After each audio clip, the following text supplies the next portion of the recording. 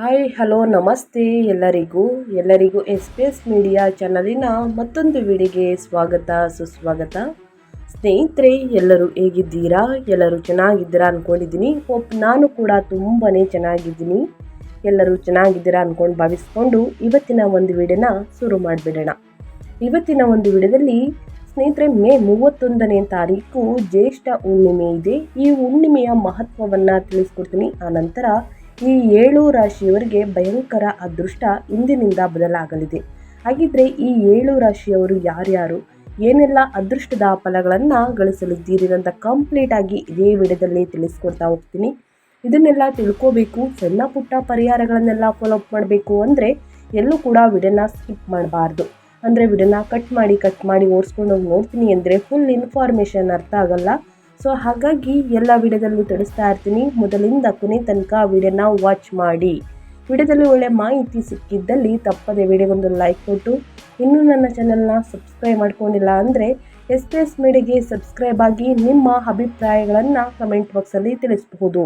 ಯಾರೆಲ್ಲ ಸಬ್ಸ್ಕ್ರೈಬ್ ಮಾಡಿಕೊಂಡು ಪ್ರತಿನಿತ್ಯ ವಿಡಿಯೋ ವಾಚ್ ಮಾಡ್ತಿದ್ದೀರಾ ಅಂಥವರಿಗೆ ಥ್ಯಾಂಕ್ ಯು ಸೋ ಮಚ್ ಅಂತ ಹೇಳ್ತಾ ವಿಡಿಯೋದ ಕಡೆ ಗಮನ ಕೊಟ್ಬಿಡೋಣ. ಸ್ನೇಹಿತರೆ, ತಪ್ಪದೆ ಈ ಅದೃಷ್ಟ ರಾಶಿ ನಿಮ್ಮ ಕುಟುಂಬದಲ್ಲಿ ಮತ್ತು ನಿಮ್ಮ ಸ್ನೇಹಿತರಲ್ಲಿ ಇದ್ದರೆ ದಯವಿಟ್ಟು ಅವ್ರಿಗೆ ವಿಡಿಯೋವನ್ನು ಶೇರ್ ಮಾಡಿ. ನಿಮ್ಮ ಕಡೆಯಿಂದ ಅದೃಷ್ಟದ ಭವಿಷ್ಯವನ್ನು ಅವರು ಕೂಡ ತಿಳ್ಕೊಂಡಂಗಾಗುತ್ತೆ. ಕಮೆಂಟ್ ಬಾಕ್ಸಲ್ಲಿ ಓಂ ಶ್ರೀ ಮಹಾಲಕ್ಷ್ಮಿ ನಮಃ ಅಂತ ಕಮೆಂಟ್ ಮಾಡಿ.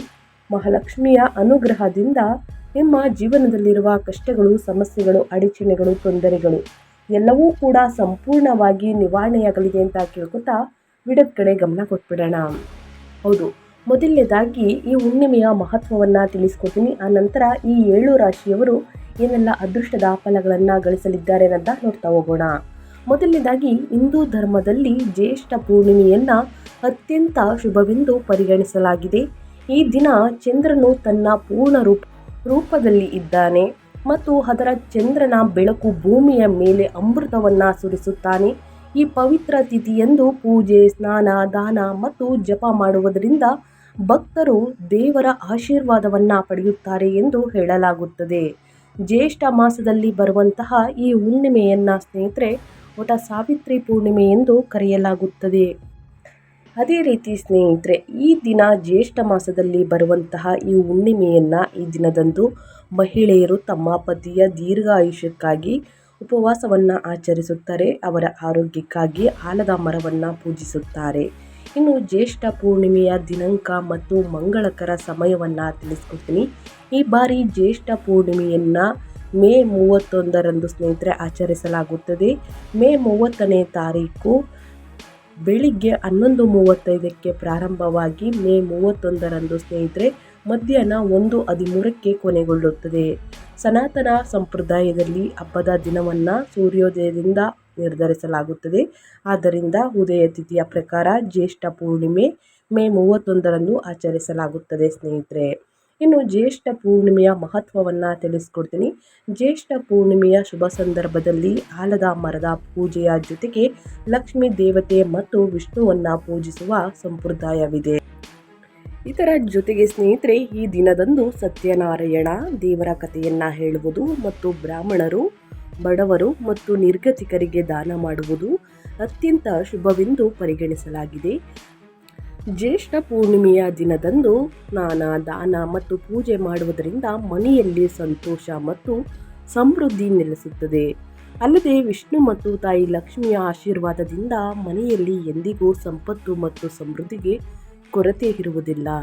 ಇದರೊಂದಿಗೆ ಜ್ಯೇಷ್ಠ ಪೂರ್ಣಿಮೆಯನ್ನು ಆಧ್ಯಾತ್ಮಿಕ ಪ್ರಗತಿಗೆ ಶುಭ ದಿನವೆಂದು ಪರಿಗಣಿಸಲಾಗಿದೆ. ಈ ದಿನದಂದು ಧ್ಯಾನ, ಮಂತ್ರಗಳ ಪಠಣ ಮತ್ತು ಆಧ್ಯಾತ್ಮಿಕ ಗ್ರಂಥಗಳನ್ನು ಅಧ್ಯಯನ ಮಾಡುವುದರಿಂದ ಮನಸ್ಸಿಗೆ ಶಾಂತಿ ಸಿಗುತ್ತದೆ ಮತ್ತು ಜೀವನದಲ್ಲಿ ಆಧ್ಯಾತ್ಮಿಕ ಬೆಳವಣಿಗೆಗೆ ಕಾರಣವಾಗುತ್ತದೆ. ಇನ್ನು ಜ್ಯೇಷ್ಠ ಪೂರ್ಣಿಮೆಯಂದು ದಾನದ ಮಹತ್ವವನ್ನು ತಿಳಿಸ್ಕೊಡ್ತೀನಿ. ಜ್ಯೇಷ್ಠ ಪೂರ್ಣಿಮೆಯಂದು ದೀನ ದಲಿತರು, ಅಸಹಾಯಕರು ಮತ್ತು ಬಡವರಿಗೆ ದಾನ ಮಾಡುವುದು ಅತ್ಯಂತ ಪುಣ್ಯಕರವೆಂದು ಪರಿಗಣಿಸಲಾಗುತ್ತದೆ. ಈ ದಿನದಂದು ಮಾಡುವ ದಾನಗಳ ಪ್ರಯೋಜನಗಳು ಹಲವು ಪಟ್ಟು ಹೆಚ್ಚಾಗುತ್ತವೆ. ದಾನ ನೀಡುವ ಮಹತ್ವವನ್ನು ಹಿಂದೂ ಧರ್ಮಗ್ರಂಥಗಳಲ್ಲಿ ವಿವರವಾಗಿ ವಿವರಿಸಲಾಗಿದೆ ಅಂತಲೇ ಹೇಳಬಹುದು. ದಾನ ಮಾಡುವ ಜನರು ಪಾಪಗಳಿಂದ ಮುಕ್ತರಾಗುತ್ತಾರೆ ಸ್ನೇಹಿತರೆ, ಮತ್ತು ದೇವರಿಂದ ಆಶೀರ್ವಾದವನ್ನು ಪಡೆಯುತ್ತಾರೆ ಎಂದು ಹೇಳಲಾಗುತ್ತದೆ. ದಾನದ ಬಗ್ಗೆ ಹೇಳುವಾಗ ಸ್ನೇಹಿತರೆ, ಅಥರ್ವ ವೇದದಲ್ಲಿ ಹೀಗೆ ಹೇಳಲಾಗಿದೆ ಅಂತಲೇ ಹೇಳ್ಬೋದು. ದಾನ ಧರ್ಮತ್ ಪರೋ ಧರ್ಮ ಪಠನಂ ನೇಹ ವಿಧಾತೆ. ಅಂದರೆ ದಾನಕ್ಕಿಂತ ದೊಡ್ಡ ಸದ್ಗುಣ ಅಥವಾ ಧರ್ಮವಿಲ್ಲ.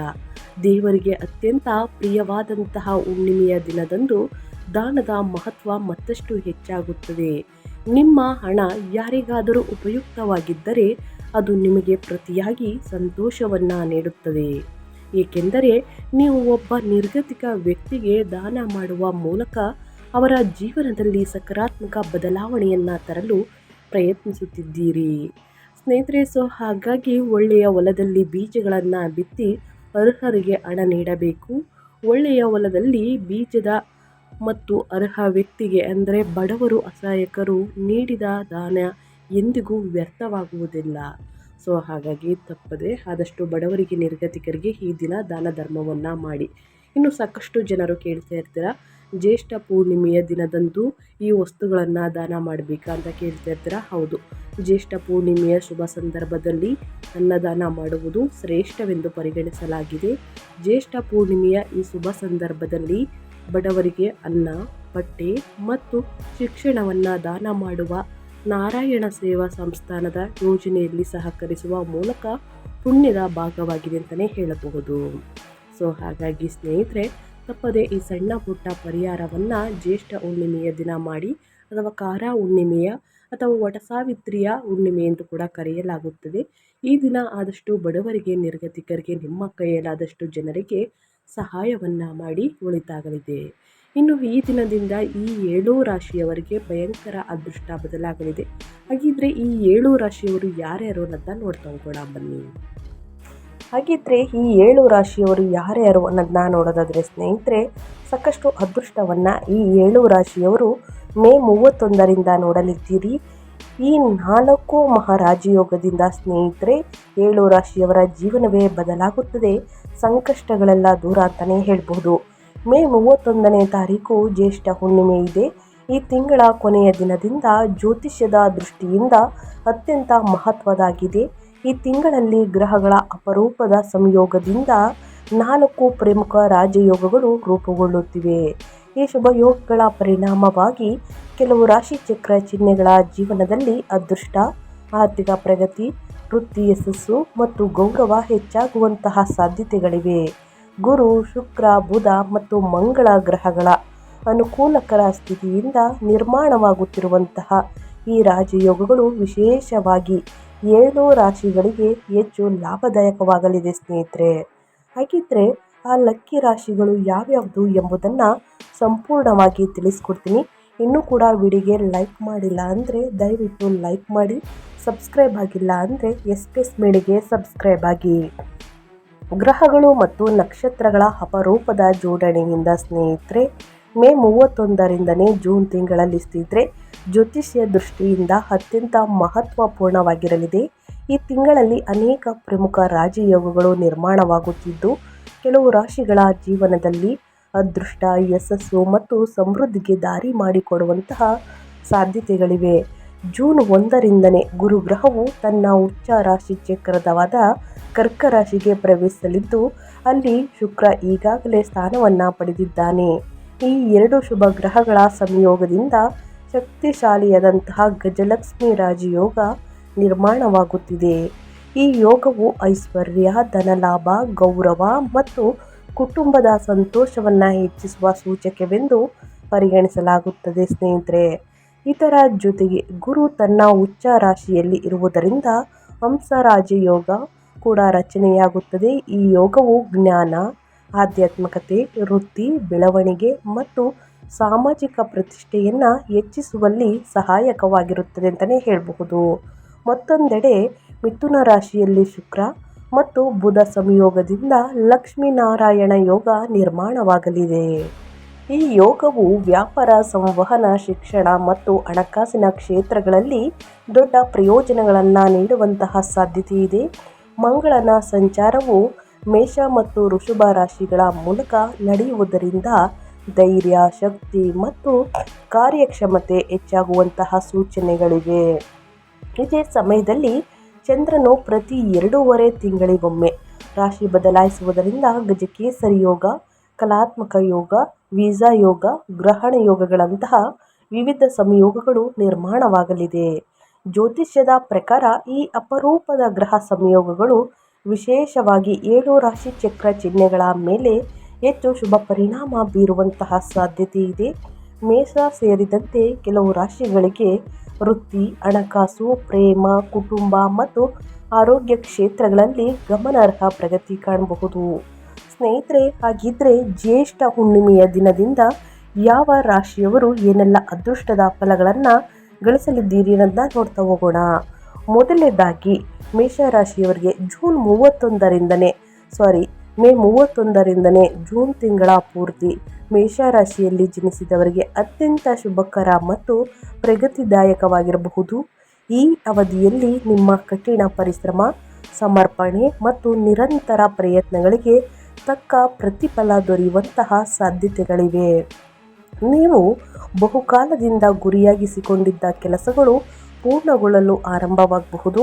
ವೃತ್ತಿ ಜೀವನದಲ್ಲಿ ಗಮನಾರ್ಹ ಪ್ರಗತಿ ಕಂಡುಬರಬಹುದು. ಹೊಸ ಯೋಜನೆಗಳು, ಹೊಸ ಜವಾಬ್ದಾರಿಗಳು ಅಥವಾ ಉತ್ತಮ ಅವಕಾಶಗಳು ನಿಮ್ಮ ಮುಂದಕ್ಕೆ ಬರಬಹುದು. ಉದ್ಯೋಗದಲ್ಲಿರುವವರಿಗೆ ಬಡ್ತಿ, ಸಂಬಳ ಹೆಚ್ಚಳ ಅಥವಾ ಮೇಲಧಿಕಾರಿಗಳಿಂದ ಮೆಚ್ಚುಗೆ ದೊರೆಯುವಂತಹ ಸೂಚನೆಗಳಿವೆ. ವ್ಯಾಪಾರ ಕ್ಷೇತ್ರದಲ್ಲಿ ಇರುವವರು ಸಹ ಉತ್ತಮ ಲಾಭವನ್ನು ಅನುಭವಿಸಬಹುದು. ಸ್ನೇಹಿತರೆ, ಈ ತಿಂಗಳಲ್ಲಿ ನಿಮ್ಮ ಆತ್ಮವಿಶ್ವಾಸ ಹೆಚ್ಚಾಗುತ್ತದೆ ಮತ್ತು ಸವಾಲಿನ ಸಂದರ್ಭಗಳನ್ನು ಧೈರ್ಯದಿಂದ ಎದುರಿಸಲು ಸಾಧ್ಯವಾಗುತ್ತದೆ. ನೀವು ತೆಗೆದುಕೊಳ್ಳುವ ನಿರ್ಧಾರಗಳು ಭವಿಷ್ಯದಲ್ಲಿ ಪ್ರಯೋಜನಕಾರಿ ಎಂದು ಸಾಬೀತಾಗುವಂತಹ ಸಾಧ್ಯತೆಗಳಿವೆ. ಇನ್ನು ಆರ್ಥಿಕವಾಗಿ ಮುಂದಿನ ತಿಂಗಳುಗಳಲ್ಲಿ ಅನುಕೂಲಕರವಾಗಿರುತ್ತದೆ. ಆದಾಯದಲ್ಲಿ ಹೆಚ್ಚಳದ ಸೂಚನೆಗಳಿದ್ದರೂ ಕೆಲವು ಅಗತ್ಯ ವೆಚ್ಚಗಳು ಇರಬಹುದು. ಆದರೂ ಹಣಕಾಸಿನ ಸಮತೋಲನವನ್ನು ಕಾಪಾಡಿಕೊಳ್ಳಲು ನಿಮಗೆ ಸಾಧ್ಯವಾಗುತ್ತದೆ. ಪ್ರೇಮ ಮತ್ತು ವೈವಾಹಿಕ ಜೀವನದಲ್ಲಿ ಸಂತೋಷ ಮತ್ತು ಸಮನ್ವಯ ಹೆಚ್ಚಾಗಬಹುದು. ಸಂಗಾತಿಯೊಂದಿಗೆ ಪ್ರವಾಸ ಅಥವಾ ವಿಹಾರದ ಯೋಜನೆಗಳನ್ನು ಮಾಡಬಹುದು. ಕುಟುಂಬದವರೊಂದಿಗೆ ಗುಣಮಟ್ಟದ ಸಮಯ ಕಳೆಯುವ ಅವಕಾಶಗಳು ದೊರೆಯಬಹುದು. ಮೇಷರಾಶಿಯವರಿಗೆ ಇದರಿಂದ ಮನೆಯ ವಾತಾವರಣ ಇನ್ನಷ್ಟು ಸಂತೋಷಕರವಾಗುತ್ತದೆ. ಆರೋಗ್ಯದ ದೃಷ್ಟಿಯಿಂದ ಸಹ ಸಮಯ ಉತ್ತಮವಾಗಿರುತ್ತದೆ. ಆದರೂ ಆಹಾರ ಪದ್ಧತಿ ಮತ್ತು ದಿನಚರಿಯಲ್ಲಿ ಶಿಸ್ತನ್ನು ಕಾಪಾಡಿಕೊಳ್ಳುವುದು ಅಗತ್ಯ. ನಿಯಮಿತ ವ್ಯಾಯಾಮ ಮತ್ತು ಸರಿಯಾದ ವಿಶ್ರಾಂತಿ ನಿಮ್ಮ ಶಕ್ತಿಯನ್ನು ಹೆಚ್ಚಿಸಲು ಸಹಾಯಕವಾಗುತ್ತದೆ. ಸ್ನೇಹಿತರೆ, ಹಾಗಾಗಿ ಈ ಹುಣ್ಣಿಮೆಯ ನಂತರನೂ ಕೂಡ ಏನೆಲ್ಲ ಅದೃಷ್ಟದ ಫಲಗಳನ್ನು ಮೇಷರಾಶಿಯವರು ಗಳಿಸಲಿದ್ದೀರಿ ಅಂತ ಕಂಪ್ಲೀಟಾಗಿ ತಿಳಿಸ್ಕೊಟ್ಟಿದ್ದೀನಿ. ಏನೇ ಡೌಟ್ಸ್ ಇದ್ರೂ ಕೂಡ ಕಮೆಂಟ್ ಮಾಡಿ ಅಂತ ಹೇಳ್ತಾ ಇನ್ನು ಮುಂದಿನ ರಾಶಿಯವರ ಬಗ್ಗೆ ತಿಳಿಸ್ಕೊಡ್ತಾ ಹೋಗ್ತೀನಿ. ಮಿಥುನ ರಾಶಿಯವರ ಬಗ್ಗೆ ಹೇಳೋದಾದರೆ ಮೇ 31ರಿಂದನೇ ಜ್ಯೇಷ್ಠ ಹುಣ್ಣಿಮೆಯ ದಿನದಿಂದಲೇ ಮಿಥುನ ರಾಶಿಯಲ್ಲಿ ಜನಿಸಿದವರಿಗೆ ಸ್ನೇಹಿತರೆ ಜೂನ್ ತಿಂಗಳಿಂದನೂ ಕೂಡ ಸಂತೋಷ, ಪ್ರಗತಿ ಮತ್ತು ನೆಮ್ಮದಿಯನ್ನು ತರುವಂತಹ ಸಾಧ್ಯತೆ ಇದೆ. ಈ ಅವಧಿಯಲ್ಲಿ ಸಮಾಜದಲ್ಲಿ ನಿಮ್ಮ ಗೌರವ ಮತ್ತು ಪ್ರತಿಷ್ಠೆ ಹೆಚ್ಚಾಗಬಹುದು. ಜನರ ನಡುವೆ ನಿಮ್ಮ ಮಾತು ಮತ್ತು ವ್ಯಕ್ತಿತ್ವಕ್ಕೆ ಹೆಚ್ಚಿನ ಮಹತ್ವ ದೊರೆಯುವಂತಹ ಸೂಚನೆಗಳಿವೆ. ದೀರ್ಘಕಾಲದಿಂದ ಕಾಡುತ್ತಿದ್ದಂತಹ ಕೆಲವು ಸಮಸ್ಯೆಗಳು ನಿಧಾನವಾಗಿ ಪರಿಹಾರವಾಗಲು ಆರಂಭವಾಗಬಹುದು. ಇದರಿಂದ ಮನಸ್ಸಿಗೆ ಶಾಂತಿ ಮತ್ತು ಆತ್ಮವಿಶ್ವಾಸ ಹೆಚ್ಚಾಗುತ್ತದೆ. ವೃತ್ತಿ ಜೀವನದಲ್ಲಿ ಸಕಾರಾತ್ಮಕ ಬೆಳವಣಿಗೆಗಳು ಕಾಣಿಸಿಕೊಳ್ಳುವಂತಹ ಸಾಧ್ಯತೆ ಇದೆ. ನಿಮ್ಮ ಕೆಲಸ ಮತ್ತು ಪರಿಶ್ರಮವನ್ನು ಮೇಲಧಿಕಾರಿಗಳು ಮೆಚ್ಚುವಂತಹ ಸಾಧ್ಯತೆಗಳಿದ್ದು ಸಹೋದ್ಯೋಗಿಗಳಿಂದಲೂ ಕೂಡ ಉತ್ತಮ ಸಹಕಾರ ದೊರೆಯುತ್ತದೆ. ಉದ್ಯೋಗ ಕ್ಷೇತ್ರದಲ್ಲಿ ನಿಮ್ಮ ಸ್ಥಾನಮಾನ ಮತ್ತಷ್ಟು ಬಲವಾಗುತ್ತದೆ ಅಂತಲೇ ಹೇಳಬಹುದು. ಆರ್ಥಿಕ ದೃಷ್ಟಿಯಿಂದ ಈ ತಿಂಗಳು ಉತ್ತಮವಾಗಿರುತ್ತದೆ. ನಿಮ್ಮ ಆದಾಯ ಸ್ಥಿರವಾಗಿರುತ್ತದೆ ಮತ್ತು ಭವಿಷ್ಯಕ್ಕಾಗಿ ಹಣ ಉಳಿಸುವ ಅವಕಾಶ ಸಿಗಬಹುದು. ಈ ಅವಧಿಯಲ್ಲಿ ಮಾಡಿದ ಹೂಡಿಕೆಗಳು ಲಾಭದಾಯಕವಾಗುವಂತಹ ಸಾಧ್ಯತೆಗಳಿವೆ. ಸ್ನೇಹಿತರೆ, ಪಾಲುದಾರಿಕೆಯಲ್ಲಿ ನಡೆಯುವಂತಹ ವ್ಯವಹಾರಗಳು ಸಹ ಉತ್ತಮ ಫಲಿತಾಂಶಗಳನ್ನು ನೀಡಬಹುದು. ಪ್ರೇಮ ಮತ್ತು ವೈವಾಹಿಕ ಜೀವನದಲ್ಲಿ ಸಂತೋಷ ಮತ್ತು ಸಮನ್ವಯ ಹೆಚ್ಚಾಗುತ್ತದೆ. ಈಗಾಗಲೇ ಸಂಬಂಧದಲ್ಲಿರುವವರಿಗೆ ಈ ಸಮಯ ವಿಶೇಷವಾಗಿ ಆನಂದಕರವಾಗಿರಬಹುದು. ಸಂಗಾತಿಯೊಂದಿಗೆ ಉತ್ತಮ ಸಮಯವನ್ನು ಕಳೆಯುವ ಅವಕಾಶಗಳು ದೊರೆಯುತ್ತವೆ. ಆರೋಗ್ಯದ ದೃಷ್ಟಿಯಿಂದಲೂ ಉತ್ತಮ ಸುಧಾರಣೆ ಕಂಡುಬರುತ್ತದೆ. ನೀವು ಶಕ್ತಿಯುತ ಮತ್ತು ಉತ್ಸಾಹಭರಿತರಾಗುತ್ತೀರಿ. ದೈನಂದಿನ ಜೀವನದಲ್ಲಿ ಚೈತನ್ಯ ಮತ್ತು ಸಕಾರಾತ್ಮಕ ಮನೋಭಾವ ಹೆಚ್ಚಾಗಬಹುದು. ಮಿಥುನ ರಾಶಿಯವರಿಗೆ ಸ್ನೇಹಿತರೆ, ಮಿಥುನ ರಾಶಿಯವರು ಹುಣ್ಣಿಮೆಯ ದಿನದಿಂದ ಏನೆಲ್ಲ ಅದೃಷ್ಟದ ಫಲಗಳನ್ನು ಗಳಿಸಲಿದ್ದೀರಿ ಅನ್ನೋದನ್ನ ಕಂಪ್ಲೀಟಾಗಿ ತಿಳಿಸ್ಕೊಟ್ಟಿದ್ದೀನಿ.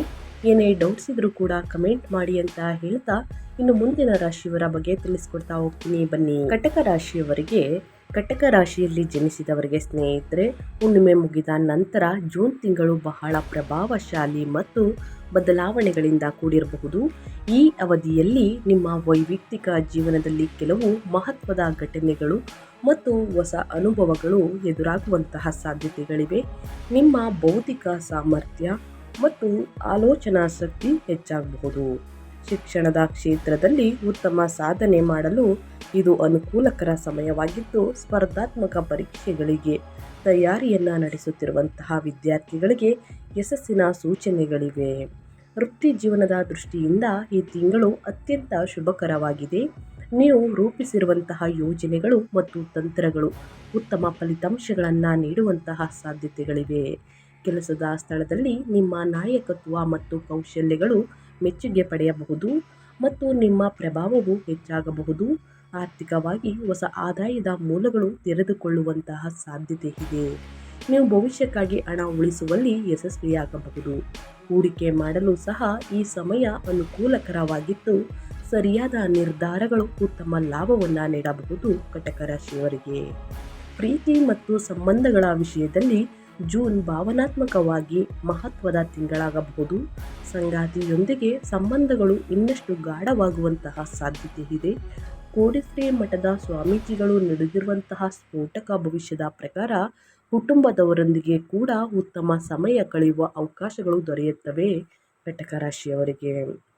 ಇನ್ನು ಮುಂದಿನ ರಾಶಿಯವರ ಬಗ್ಗೆ ಹೇಳೋದಾದರೆ ಸಿಂಹ ರಾಶಿಯಲ್ಲಿ ಜನಿಸಿದವರಿಗೆ ಮೇ 31ರಿಂದನೇ ಜೂನ್ ತಿಂಗಳು ಅತ್ಯಂತ ಸೃಜನಶೀಲತೆ, ಆತ್ಮವಿಶ್ವಾಸ ಮತ್ತು ಸಾಧನೆಗಳಿಂದ ಕೂಡಿದ ತಿಂಗಳಾಗಿರಬಹುದು. ಈ ಅವಧಿಯಲ್ಲಿ ನಿಮ್ಮ ಪ್ರತಿಭೆ, ಸಾಮರ್ಥ್ಯ ಮತ್ತು ನಾಯಕತ್ವ ಗುಣಗಳು ಸ್ಪಷ್ಟವಾಗಿ ಹೊರಹೊಮ್ಮುವಂತಹ ಸಾಧ್ಯತೆಗಳಿವೆ. ನೀವು ನಿಮ್ಮ ಕೌಶಲ್ಯಗಳನ್ನು ಪರಿಣಾಮಕಾರಿಯಾಗಿ ಪ್ರದರ್ಶಿಸಲು ಅವಕಾಶಗಳನ್ನು ಪಡೆಯಬಹುದು. ಇದರಿಂದ ಕೆಲಸದ ಸ್ಥಳದಲ್ಲೂ ಹಾಗೂ ಸಾಮಾಜಿಕ ವಲಯದಲ್ಲೂ ನಿಮ್ಮ ಗೌರವ ಮತ್ತು ಪ್ರತಿಷ್ಠೆ ಹೆಚ್ಚಾಗುವಂತಹ ಸಾಧ್ಯತೆ ಇದೆ. ಆತ್ಮವಿಶ್ವಾಸದಲ್ಲಿ ಗಮನಾರ್ಹ ಏರಿಕೆ ಕಂಡುಬರಬಹುದು. ಇದು ನಿಮ್ಮನ್ನು ಇನ್ನಷ್ಟು ಧೈರ್ಯದಿಂದ ಮುಂದುವರಿಯಲು ಪ್ರೇರೇಪಿಸುತ್ತದೆ. ಸ್ನೇಹಿತರೆ, ಉದ್ಯೋಗದಲ್ಲಿರುವವರಿಗೆ ಈ ತಿಂಗಳು ವಿಶೇಷವಾಗಿ ಅನುಕೂಲಕರವಾಗಿದೆ. ಬಡ್ತಿ, ಸಂಬಳ ಹೆಚ್ಚಳ ಅಥವಾ ಹೊಸ ಜವಾಬ್ದಾರಿಗಳ ಸಾಧ್ಯತೆಗಳಿವೆ. ಮೇಲಧಿಕಾರಿಗಳು ನಿಮ್ಮ ನಾಯಕತ್ವ ಮತ್ತು ಕಾರ್ಯಕ್ಷಮತೆಯನ್ನು ಮೆಚ್ಚುವಂತಹ ಸಾಧ್ಯತೆ ಇದೆ. ನೀವು ವೃತ್ತಿಪರವಾಗಿ ಉತ್ತಮ ಸಾಧನೆಯನ್ನು ಮಾಡುವ ಅವಕಾಶವನ್ನು ಪಡೆಯಬಹುದು. ಆರ್ಥಿಕ ದೃಷ್ಟಿಯಿಂದಲೂ ಕೂಡ ಜೂನ್ ಉತ್ತಮ ಸಮಯವಾಗಿರಬಹುದು. ಅನಿರೀಕ್ಷಿತ ಹಣಕಾಸಿನ ಲಾಭಗಳು ದೊರೆಯುವಂತಹ ಸಾಧ್ಯತೆಗಳಿವೆ. ಹೂಡಿಕೆ ಮಾಡಲು ಇದು ಅನುಕೂಲಕರ ಸಮಯವಾಗಿದ್ದು, ಸರಿಯಾದ ಯೋಜನೆಗಳಿಂದ ಉತ್ತಮ ಪ್ರತಿಫಲ ಪಡೆಯಬಹುದು. ವ್ಯಾಪಾರದಲ್ಲಿ ತೊಡಗಿರುವವರಿಗೆ ಈ ತಿಂಗಳು ಅದ್ಭುತ ಪ್ರಗತಿಯನ್ನು ತರುವಂತಹ ಸಾಧ್ಯತೆ ಇದೆ. ನೀವು ರೂಪಿಸಿರುವ ಯೋಜನೆಗಳು ಮತ್ತು ತಂತ್ರಗಳು ಲಾಭದಾಯಕ ಫಲಿತಾಂಶಗಳನ್ನು ನೀಡಬಹುದು. ಸ್ನೇಹಿತರೆ, ಹೊಸ ಸಂಪರ್ಕಗಳು ಮತ್ತು ಅವಕಾಶಗಳು ವ್ಯಾಪಾರ ವಿಸ್ತರಣೆಗೆ ಸಹಾಯವನ್ನು ಮಾಡಬಹುದು. ಒಟ್ಟಾರೆಯಾಗಿ ಸಿಂಹ ರಾಶಿಯವರು ಏನೆಲ್ಲ ಅದೃಷ್ಟದ ಫಲಗಳನ್ನು ಗಳಿಸಲಿದ್ದೀರಿ ನನ್ನ ಕಂಪ್ಲೀಟಾಗಿ ತಿಳಿಸ್ಕೊಟ್ಟಿದ್ದೀನಿ. ಇನ್ನು ಮುಂದಿನ ರಾಶಿಯವರ ಬಗ್ಗೆ ಹೇಳೋದಾದರೆ ತುಲಾ ರಾಶಿಯವರು ಕೂಡ ಏನೆಲ್ಲ ಅದೃಷ್ಟದ ಫಲಗಳನ್ನು ಗಳಿಸಲಿದ್ದೀರಿ, ಯಾವುದರ ಬಗ್ಗೆ ಎಚ್ಚರಿಕೆ ವಹಿಸಬೇಕು ಅನ್ನೋದನ್ನ ನೋಡ್ತಾ ಹೋಗೋಣ. ತುಲಾ ರಾಶಿಯಲ್ಲಿ ಜನಿಸಿದವರಿಗೆ ಜೂನ್ 2026 ಸಂತೋಷ ಮತ್ತು ಸಮತೋಲನ ಮತ್ತು ಸಕಾರಾತ್ಮಕ ಬೆಳವಣಿಗೆಗಳನ್ನು ತರುವ ತಿಂಗಳಾಗಿರಬಹುದು. ಈ ಅವಧಿಯಲ್ಲಿ ಕುಟುಂಬ ಮತ್ತು ಸ್ನೇಹಿತರೊಂದಿಗೆ ಉತ್ತಮ ಸಮಯ ಕಳೆಯುವ ಅವಕಾಶಗಳು ದೊರೆಯುತ್ತವೆ. ಮನೆಯ ವಾತಾವರಣ ಸಂತೋಷಕರವಾಗಿರುತ್ತದೆ ಮತ್ತು ಸಂಬಂಧಗಳಲ್ಲಿ ಆತ್ಮೀಯತೆ ಹೆಚ್ಚಾಗುತ್ತದೆ. ಸಾಮಾಜಿಕವಾಗಿ ನಿಮ್ಮ ಗೌರವ ಮತ್ತು ಖ್ಯಾತಿ ಕೂಡ ಹೆಚ್ಚಾಗುವ ಸಾಧ್ಯತೆ ಇದೆ. ಜನರೊಂದಿಗೆ ಹೊಂದಾಣಿಕೆ ಮತ್ತು ನಿಮ್ಮ ಮೃದು ಸ್ವಭಾವ ನಿಮಗೆ ಹೆಚ್ಚಿನ ಮೆಚ್ಚುಗೆ ತಂದುಕೊಡಬಹುದು. ಹೊಸ ಸಂಪರ್ಕಗಳು ಭವಿಷ್ಯದಲ್ಲಿ ಪ್ರಯೋಜನಕಾರಿ ಎಂದು ಸಾಬೀತಾಗಬಹುದು ಸ್ನೇಹಿತರೆ. ವ್ಯಾಪಾರ ಮತ್ತು ವೃತ್ತಿ ಕ್ಷೇತ್ರದಲ್ಲಿ ಉತ್ತಮ ಲಾಭದ ಸೂಚನೆಗಳಿವೆ. ಪ್ರಮುಖ ಯೋಜನೆ ಅಥವಾ ಒಪ್ಪಂದವನ್ನು ಪಡೆಯುವ ಅವಕಾಶಗಳು ದೊರೆಯಬಹುದು ತುಲಾರಾಶಿಯವರಿಗೆ. ನಿಮ್ಮ ರಾಜತಾಂತ್ರಿಕ ನಡೆ ಮತ್ತು ಉತ್ತಮ ಸಂವಹನ ಕೌಶಲ್ಯಗಳು ಕೆಲಸದ ಸ್ಥಳದಲ್ಲಿ ಯಶಸ್ಸನ್ನು ತರುವಲ್ಲಿ ಪ್ರಮುಖ ಪಾತ್ರ ವಹಿಸಬಹುದು. ಆರ್ಥಿಕವಾಗಿ ಈ ತಿಂಗಳು ಅನುಕೂಲಕರವಾಗಿರುತ್ತದೆ. ಆದಾಯದಲ್ಲಿ ಸುಧಾರಣೆ ಕಾಣಬಹುದು ಮತ್ತು ಹಣಕಾಸಿನ ಸ್ಥಿರತೆ ಹೆಚ್ಚಾಗುವಂತಹ ಸಾಧ್ಯತೆ ಇದೆ. ಸರಿಯಾದ ಯೋಜನೆ ಮತ್ತು ವಿವೇಕಪೂರ್ಣ ನಿರ್ಧಾರಗಳು ಭವಿಷ್ಯದಲ್ಲಿ ಉತ್ತಮ ಲಾಭ ತರುವಂತಹ ಸಾಧ್ಯತೆಗಳಿವೆ. ಆರೋಗ್ಯದ ದೃಷ್ಟಿಯಿಂದ ಸಹ ಸಮಯವು ಉತ್ತಮವಾಗಿರಲಿದೆ ಅಂತಲೇ ಹೇಳಬಹುದು. ದೈಹಿಕ ಮತ್ತು ಮಾನಸಿಕ ಶಕ್ತಿ ಉತ್ತಮವಾಗಿರುತ್ತದೆ. ಆದರೂ ಆಹಾರ ಪದ್ಧತಿ, ವ್ಯಾಯಾಮ, ದಿನಚರಿಯಲ್ಲಿ ನಿಯಮಿತತೆ ಕಾಪಾಡಿಕೊಳ್ಳುವುದು ಮುಖ್ಯವಾಗುತ್ತದೆ. ಏನೆಲ್ಲ ಅದೃಷ್ಟವನ್ನು ಹುಣ್ಣಿಮೆಯ ದಿನದಿಂದ ನೋಡಲಿದ್ದೀರಿ ಅಂತ ಕಂಪ್ಲೀಟಾಗಿ ತಿಳಿಸ್ಕೊಟ್ಟಿದ್ದೀನಿ. ಇನ್ನು ಮುಂದಿನ ರಾಶಿ ಬಂದು ವೃಶ್ಚಿಕ ರಾಶಿಯ ಜನಿಸಿದವರಿಗೆ. ಈ ಅವಧಿಯಲ್ಲಿ ನಿಮ್ಮ ವೃತ್ತಿಪರ ಮತ್ತು ವೈಯಕ್ತಿಕ ಜೀವನದಲ್ಲಿ ಗಮನಾರ್ಹ ಬದಲಾವಣೆಗಳು ಕಂಡುಬರಬಹುದು. ನಿಮ್ಮ ಆಂತರಿಕ ಶಕ್ತಿ, ಆತ್ಮವಿಶ್ವಾಸ ಮತ್ತು ದೃಢ ನಿಶ್ಚಯವು ಹೆಚ್ಚಾಗುತ್ತದೆ. ಸವಾಲಿನ ಸಂದರ್ಭಗಳನ್ನು ಧೈರ್ಯದಿಂದ ಎದುರಿಸಿ ಯಶಸ್ಸನ್ನು ಸಾಧಿಸಲು ನಿಮಗೆ ಸಾಧ್ಯವಾಗಬಹುದು. ನೀವು ದೀರ್ಘಕಾಲದಿಂದ ಗುರಿಯಾಗಿಸಿಕೊಂಡಿದ್ದ ಕಾರ್ಯಗಳು ಪೂರ್ಣಗೊಳ್ಳುವಂತಹ ಸೂಚನೆಗಳಿವೆ. ವೃತ್ತಿ ಜೀವನದಲ್ಲಿ ಉತ್ತಮ ಪ್ರಗತಿ ಕಾಣಬಹುದು. ನಿಮ್ಮ ಪರಿಶ್ರಮ ಮತ್ತು ಕಾರ್ಯಕ್ಷಮತೆ ಮೆಚ್ಚುಗೆ ಪಡೆಯುವಂತಹ ಸಾಧ್ಯತೆ ಇದೆ. ಹೊಸ ಅವಕಾಶಗಳು ಅಥವಾ ಜವಾಬ್ದಾರಿಗಳು ನಿಮ್ಮ ಮುಂದಕ್ಕೆ ಬರಬಹುದು. ಇದು ಭವಿಷ್ಯದಲ್ಲಿ ಉತ್ತಮ ಬೆಳವಣಿಗೆಗೆ ಕಾರಣವಾಗಬಹುದು. ಆರ್ಥಿಕವಾಗಿ ಜೂನ್ ತಿಂಗಳು ಸ್ನೇಹಿತರೆ ಅನುಕೂಲಕರವಾಗಿರುತ್ತದೆ. ಆದಾಯದಲ್ಲಿ ಹೆಚ್ಚಳವಾಗುವಂತಹ ಸಾಧ್ಯತೆ ಇದ್ದು ಅನಿರೀಕ್ಷಿತ ಹಣಕಾಸಿನ ಲಾಭಗಳು ದೊರೆಯಬಹುದು. ಹೂಡಿಕೆ ಮಾಡಲು ಇದು ಉತ್ತಮ ಸಮಯವೆಂದು ಪರಿಗಣಿಸಲಾಗಿದ್ದು ಸರಿಯಾದ ಯೋಜನೆಗಳಿಂದ ಉತ್ತಮ ಫಲಿತಾಂಶಗಳನ್ನು ಪಡೆಯಬಹುದು. ವೃಶ್ಚಿಕ ರಾಶಿಯವರು ಪ್ರೇಮ ಮತ್ತು ವೈವಾಹಿಕ ಜೀವನದಲ್ಲಿ ಸಹ ಸಂತೋಷಕರ ಸಂದರ್ಭಗಳು ಎದುರಾಗಬಹುದು. ಅವಿವಾಹಿತರಿಗೆ ಉತ್ತಮ ವಿವಾಹ ಪ್ರಸ್ತಾಪಗಳು ಬರಬಹುದು. ವಿವಾಹಿತರು ತಮ್ಮ ಸಂಗಾತಿಯೊಂದಿಗೆ ಹೆಚ್ಚು ಆತ್ಮೀಯ ಮತ್ತು ನೆಮ್ಮದಿಯ ಸಮಯವನ್ನು ಕಳೆಯುವ ಅವಕಾಶವನ್ನು ಪಡೆಯಬಹುದು. ಆರೋಗ್ಯದ ದೃಷ್ಟಿಯಿಂದ ಸಮಯ ಉತ್ತಮವಾಗಿರುತ್ತದೆ. ದೈಹಿಕ ಶಕ್ತಿ ಮತ್ತು ಚೈತನ್ಯ ಹೆಚ್ಚಾಗುವಂತಹ ಸಾಧ್ಯತೆ ಇದೆ. ಆದರೂ ದಿನಚರಿಯಲ್ಲಿ ನಿಯಮಿತತೆ ಮತ್ತು ಸಮತೋಲನ ಕಾಪಾಡಿಕೊಳ್ಳುವುದು ಉತ್ತಮ. ವೃಶ್ಚಿಕ ರಾಶಿಯವರು. ಇನ್ನು ಮುಂದಿನ ರಾಶಿಯವರ ಬಗ್ಗೆ ಹೇಳೋದಾದರೆ ಮೀನರಾಶಿಯವರಿಗೆ. ಮೀನರಾಶಿಯಲ್ಲಿ ಜನಿಸಿದವರಿಗೆ ಮೇ 31ರಿಂದ ಹುಣ್ಣಿಮೆ ನಂತರ ಜೂನ್ ಹೊಸ ಅವಕಾಶಗಳಿಂದ ತುಂಬಿದ ಶುಭಕರ ತಿಂಗಳಾಗಿರಬಹುದು. ಈ ಅವಧಿಯಲ್ಲಿ ನಿಮ್ಮ ವ್ಯಕ್ತಿತ್ವದಲ್ಲಿ ಗಮನಾರ್ಹ ಬೆಳವಣಿಗೆ ಕಾಣಬಹುದು ಮತ್ತು ನೀವು ಸಾಮರ್ಥ್ಯಗಳನ್ನು ಇನ್ನಷ್ಟು ಪರಿಣಾಮಕಾರಿಯಾಗಿ ಪ್ರದರ್ಶಿಸಲು ಸಾಧ್ಯವಾಗಬಹುದು. ಮೀನರಾಶಿಯವರಿಗೆ ನಿಮ್ಮ ಪ್ರತಿಭೆ ಮತ್ತು ಸೃಜನಶೀಲತೆಗೆ ಸೂಕ್ತ ಮೆಚ್ಚುಗೆ ದೊರೆಯುವಂತಹ ಸಾಧ್ಯತೆಗಳಿವೆ. ಇದು ಜೀವನದಲ್ಲಿ ಉತ್ತಮ ಅವಕಾಶಗಳು ಅಥವಾ ಹೊಸ ಸಾಧನೆಗಳಿಗೆ ದಾರಿ ಮಾಡಿಕೊಡಬಹುದು. ಕೆಲಸದ ಸ್ಥಳದಲ್ಲಿ ನಿಮ್ಮ ಕಾರ್ಯಕ್ಷಮತೆ ಗಮನ ಸೆಳೆಯಬಹುದು. ಉದ್ಯೋಗದಲ್ಲಿರುವವರಿಗೆ ಜೂನ್ ತಿಂಗಳು ಅನುಕೂಲಕರವಾಗಿರುತ್ತದೆ. ಹುಣ್ಣಿಮೆ ಮುಗಿದ ನಂತರ ಹೊಸ ಉದ್ಯೋಗ ಅವಕಾಶಗಳು ಅಥವಾ ಉತ್ತಮ ವೃತ್ತಿ ಆಯ್ಕೆಗಳು ಎದುರಾಗುವಂತಹ ಸಾಧ್ಯತೆ ಇದೆ. ಉದ್ಯೋಗ ಬದಲಾವಣೆಯನ್ನು ಯೋಚಿಸುತ್ತಿರುವವರಿಗೆ ಸಹ ಇದು ಒಳ್ಳೆಯ ಸಮಯವಾಗಬಹುದು. ತೊಡಗಿರುವವರಿಗೆ ಈ ಅವಧಿ ಅತ್ಯಂತ ಲಾಭದಾಯಕವಾಗಿರಬಹುದು. ಆದಾಯದಲ್ಲಿ ಹೆಚ್ಚಳವಾಗುವಂತಹ ಸಾಧ್ಯತೆ ಇದ್ದು ನಿಮ್ಮ ಪ್ರತಿಭೆ ಮತ್ತು ಕೌಶಲ್ಯಗಳ ಮೂಲಕ ಉತ್ತಮ ಆರ್ಥಿಕ ಲಾಭಗಳನ್ನು ಗಳಿಸಲು ಸಾಧ್ಯವಾಗಬಹುದು. ಹೊಸ ಯೋಜನೆಗಳು ಮತ್ತು ವ್ಯಾವಹಾರಿಕ ಸಂಪರ್ಕಗಳು ಸಹ ಪ್ರಯೋಜನಕಾರಿ ಆಗಬಹುದು. ಪ್ರೇಮ ಮತ್ತು ಸಂಬಂಧಗಳ ಕ್ಷೇತ್ರದಲ್ಲಿ ಜೂನ್ ತಿಂಗಳು ರೋಮಾಂಚನಕಾರಿ ಸಮಯವಾಗಿರುತ್ತದೆ. ಸಂಗಾತಿಯೊಂದಿಗೆ ಉತ್ತಮ ಕ್ಷಣಗಳನ್ನು ಕಳೆಯುವ ಅವಕಾಶಗಳು ದೊರೆಯಬಹುದು. ಒಂಟಿ ವ್ಯಕ್ತಿಗಳಿಗೆ ಹೊಸ ಸಂಬಂಧಗಳ ಆರಂಭದ ಸೂಚನೆಗಳಿವೆ. ಒಟ್ಟಾರೆಯಾಗಿ ಏನೆಲ್ಲ